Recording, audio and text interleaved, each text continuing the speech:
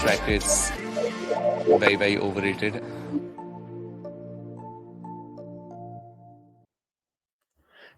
Hello, everyone, and welcome back to Strike Rate, the cricket podcast with me, Jack Hope, and Dan Weston. We're talking auctions today and how to prepare for one. So, Dan, yeah, it's a really simple question, but I'm sure it'll be quite a complicated answer. How do you prepare for an auction or a draft?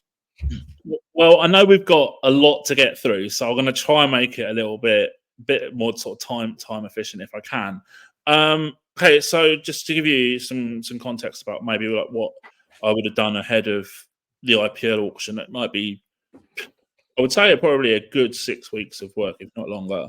Very intensive, pretty much full-time work that you're doing probably by this point. You don't have the auction list by that point, or the draft list if it's a draft tournament. So you're working on the assumption that players will enter the room for the bidding, basically, or you'll be available for the tournament. And you're going to create, or I did anyway, create a very long list of players. Now, then you might get the actual list, closer in the process, and you can kind of add or prune certain players. I think the first point for me is to source data on every single player that I can, and so I did that. I also built a model which had predictive capabilities, so I used a lot of historical data to provide transferability data from different leagues to the other. So, for example, I would know how the average batter from, say, the Tamil Nadu Premier League would perform in the IPL. And I knew what level they would have to perform at in that league to be like an average player in the IPL, basically. And I could do that for any league in the world, whether it's in India or overseas.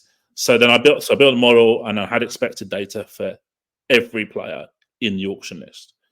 You're splitting players into different skill sets, and they might not be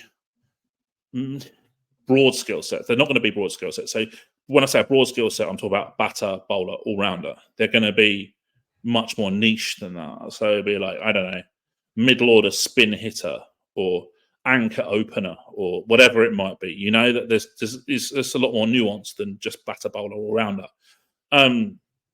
You're going to make notes on whether they're left-handed or right-handed, what type of spin they bowl, what type of pace they bowl, what phases that they bowl. They'll be split into different depth charts, basically, based on all of that. Then you're doing a lot of due diligence on the player, understanding their personality, character. Now, when I was in hospital, I spent a lot of time learning how football teams look at this type of thing and their recruitment, character, and the personality of players. And there's some really, really interesting insight that you can get from the industry of football. So, like, you might have a football team might pay someone to go through 10 years of a player's Twitter posts or Instagram posts to see if they're like a good person or not, basically. You know what I mean? Like that's the stuff you can do. If you're driven enough to do that, you can do that. But actually, as it goes, most of the time, I say now that I can probably make like 1 or 2 phone calls and send a couple of WhatsApps or something, and I can find out pretty much anything about. Well, I can find out about pretty much any player because I know someone who knows them. So you can get those kind of character references pretty easily. And so from the depth charts, you're going to look at doing sample 11s, modelling opposition 11s. What are the opposition likely to source in the auction based on their current retentions, their historical trends, what the coach likes, the emotion that they might bring into the auction environment, that type of thing. So I'll give you a good example, right? Before 2022 mega auction, it became very obvious in the planning process that if Mumbai bought Ish and Kishan, they basically would have no money to spend on bowlers, which is exactly how that played out. And I mean, I thought they'd probably go for a little bit more, but the Kishan would go for a little bit more. But I knew that if they spent ballpark 12, 13 crore or more for him, that would be a big problem for them constructing a bowling lineup and have implications later on in the auction. The other thing as well is the mock auction strategies. and how that works. I mean, this is the first mock auctions that I did, but I ended up kind of being extremely involved in the running process of them, and it was fascinating. They take a long time, but they're probably the best, most kind of demanding but fun part of the auction preparation process. And we're trying to see what decisions become influenced by a different decision, if that makes sense. So, using the Kishin example, on buy by Yushin Kishin, what happens to their bowling attack after that? Can you recruit a competent bowling attack? If, I don't know, RCB pay 16 crore for Cameron Green, what does that imply for their bowling attack this year, for example? Like those type of conversations are really, really useful in terms of that mock auction planning, and also to get a handle on player valuation. So we did some pretty cool work. I can't really talk about it much because I want to use it again, but we did some pretty cool work on player valuations based on a lot of mock auctions, and we were really pleased with how that worked out in terms of the closeness of the predicted value actually was to the expected value. So eventually, from all of those processes, you're going to work out like a kind of a pecking order of players you want for each type of niche skill set, and you're going to have a rough idea of what they might cost, and you're going to have, so that effectively their market value. Now, your market value for them might be different to the market value. So if you really need a player, for example, and you think that the market value is, say, 6 crore for that player, you might want to have to go to 8 or 9 because he's a really important cog in your squad. So your value is different to the market value. But ultimately, it gives you a really good handle on how much you should be bidding for a player and whether someone comes overpriced or underpriced based on the bidding from other teams. So I found personally that having that information to hand in an auction environment was so useful because you would be able to get a much better grasp on whether people are bidding emotionally to prevent yourselves from bidding emotionally. And you could almost like say to people who, whoever's holding the paddle, you could say, go no higher than this for player X, and then we'll reassess when we get to that point. And that happens a lot. So for me, that's a good way of dealing with it. But as you can see, there's a lot of different facets in this preparation for certainly a mega auction. And go for it, Jack. Yeah, and that's I think we'll get into the dynamics of the in-auction process probably in the second part or the next episode 4. To round off this segment before we get to listeners' questions, I've got a few kind of quicker points to touch upon. One that you hear all the time in analysis of auctions and drafts is this local v overseas dynamics point. The classic example is someone in England getting really upset that Adil Rashid didn't get picked up in the IPL auction. Can you explain that and how you factor that into your process? Okay, so my general view, it's not always hard and fast rule, but generally I would say that my perception of team building is that if you're looking at it as a cake, the overseas players are like the icing, but you can't get anywhere without the base of good local players. And when I say local, I just mean domestic. I don't mean they have to come from that area or anything like that. So yeah, it's really, really important to have a good domestic core to start with. And you might have to overpay for domestic players compared to overseas players because of the scarcity of resources. So for example, a high intent top order batter is quite a scarce resource in the Indian market, which is why Manish Pandey has got like loads of bids, even though he's not really that high intent player at all, because they don't really have that many players who can bat at the top of the order who are established, right? He's had as many clubs as Tiger Woods almost, but it's because there's a scarcity of resource of a particular skill set. Whereas like there's loads of good overseas openers who just never get picked, or they get like 1 crore or something like that because there's tons of them.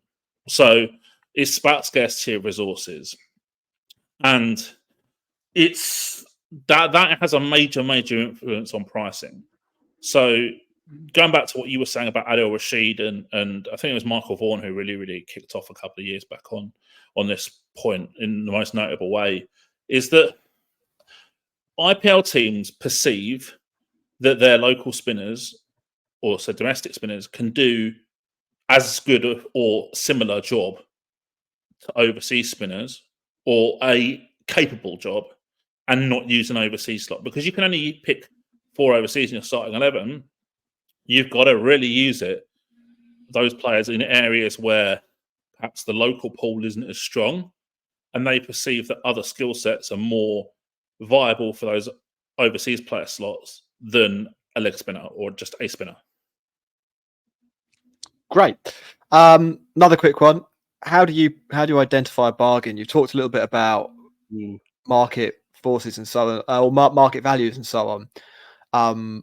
But I think this is something that people really want to know. Like, do you, as part of your preparation, do you have an idea of who you might be able to swoop in and pick up either in a late round in a draft or for little money in an auction? Or is this more of a reflexive thing that we'll cover in the next episode? I think in a draft it's tricky because you're always concerned that someone's going to pick a player up in an earlier round. I can remember, so for example, like Ryan Ahmed got picked up, I think, at 50k by Southern Brave when he got first picked in 100 draft. And my perception of that selection was that they didn't want him to get to a lower price point at that stage. I mean, Ray had probably only played, I think, either a very small amount or no T20 by that point. So they were really just wanted to make sure that they took that pick off the table for everybody else, and would gamble that he would develop, which obviously he has. In terms of identifying a potential bargain, I do a lot of work. I can't go into that much detail with it, but I do a lot of work on age curve analysis. And so, look, there's certain things you can do to work out whether a player has a high expectation of being good when they reach peak age.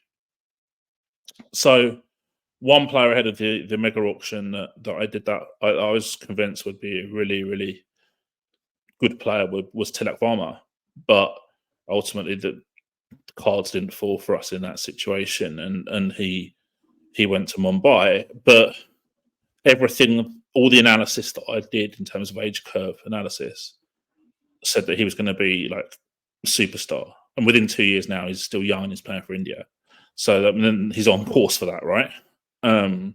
So yeah, I mean, I would use a lot of data for this. In terms of identifying potential bargain, I still think we got a lot of good bargains when I did do the IPL. For example, Jitesh Sharma was 20 lakh and now he's playing for India, and there's not many players you can say that about.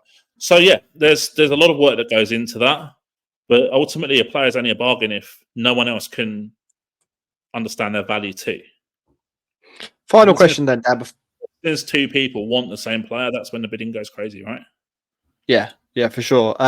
Final question then, Dan, before we move on to stuff that we've got through from listeners.